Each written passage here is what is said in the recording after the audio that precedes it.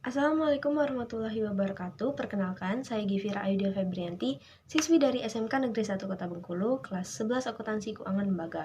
Tujuan dari pembuatan video ini adalah saya ingin menyadarkan kepada kaum milenial atau pemuda-pemudi di Indonesia betapa pentingnya integrasi bangsa yang harus tetap kita jaga sampai saat ini. Sebelum masuk ke materi, saya akan memaparkan beberapa topik yang akan saya bahas dalam video.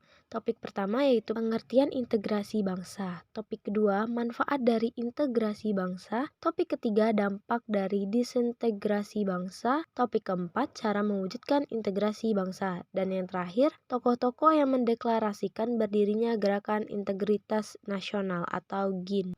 Pada topik pertama, apa itu integrasi bangsa? Sebelum ke integrasi bangsa, kita harus tahu dulu integrasi itu apa. Menurut Kamus Besar Bahasa Indonesia atau KBBI, ini adalah pembaharuan hingga kesatuan yang utuh atau bulat. Penyatuan berbagai kelompok ke dalam kesatuan wilayah dan pembentukan suatu identitas. Surjono Sukanto menyebut integrasi sebagai pengendalian terhadap konflik dan penyimpangan suatu sistem sosial dan membuat suatu keseluruhan dari unsur-unsur tertentu. Integrasi bangsa adalah golongan yang beraneka ragam dan berbeda-beda yang tak dapat dirumuskan secara eksak. Golongan beraneka ragam memiliki beberapa faktor objektif tertentu. Faktor inilah yang membedakan bangsa satu dengan bangsa lainnya.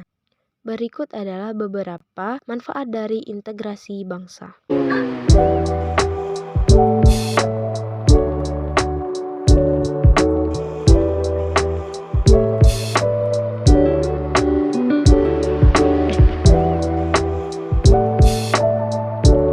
Lanjut ke topik ketiga yaitu dampak dari disintegrasi bangsa. Sebelum ke dampaknya kita pengertiannya dulu. Disintegrasi bangsa adalah kondisi bangsa yang terpecah menjadi bagian-bagian yang terpisah. Seperti yang kita tahu bahwa negara bangsa adalah negara yang terdiri dari beragam bangsa termasuk di dalam suku atau etnis, bahasa, adat, budaya, dan agama. Bangsa-bangsa tersebut bersatu akibat adanya nasib dan kepentingan yang sama. Dampak dari disintegrasi bangsa adalah pertama, terancamnya kedaulatan negara, kedua, terganggunya perekonomian negara, ketiga, terganggunya stabilitas politik, keempat, meningkatnya kriminalitas, kelima, kesenjangan sosial, dan yang terakhir, terganggunya sistem keamanan negara. Lanjut ke topik keempat, yaitu upaya-upaya meningkatkan integrasi nasional. Pertama, selalu membangun dan menghidupkan komitmen, kesadaran, dan kehendak untuk selalu bersatu. Kedua, bertindak diri sesuai dengan peraturan yang berlaku. Ketiga, tidak bertindak dengan semena-mena atas dasar kekuasaan yang dimiliki. Dan yang terakhir, mau untuk menyatukan persatuan bagi bangsa Indonesia yang tertuang dalam Sumpah Pemuda. Berikut adalah nama-nama 11 tokoh masyarakat yang mendeklarasikan berdirinya GIN atau Gerakan Integritas Nasional. 1. Salahuddin Wahid atau Gus Soleh, 2. Nathan Setiabudi, 3. Bambang Ismawan, 4. Putut Prabantoro, 5. Kasturi Sukyadi, 6. Pardi Hadi, 7. Wisnu Broto, 8. Teresia, 9. Kristianti, dan 10. Sudrajat, 11. Teguh Santosa. Dari 11 tokoh tadi, saya akan memberikan informasi tentang salah satu dari tokoh tersebut. Dr. Insinyur Haji Salahuddin Wahid atau biasa dipanggil Gus Solah adalah seorang aktivis, ulama, politisi, dan tokoh hak asasi manusia di Indonesia. Ia lahir pada tanggal 11 September 1942.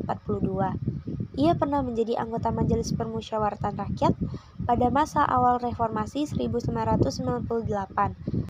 Bapak Salahuddin juga pernah menjabat sebagai Wakil Ketua Komnas HAM. Ikut sertanya Bapak Gus Solah dalam pembentukan rapat GIN atau Gerakan Integritas Nasional.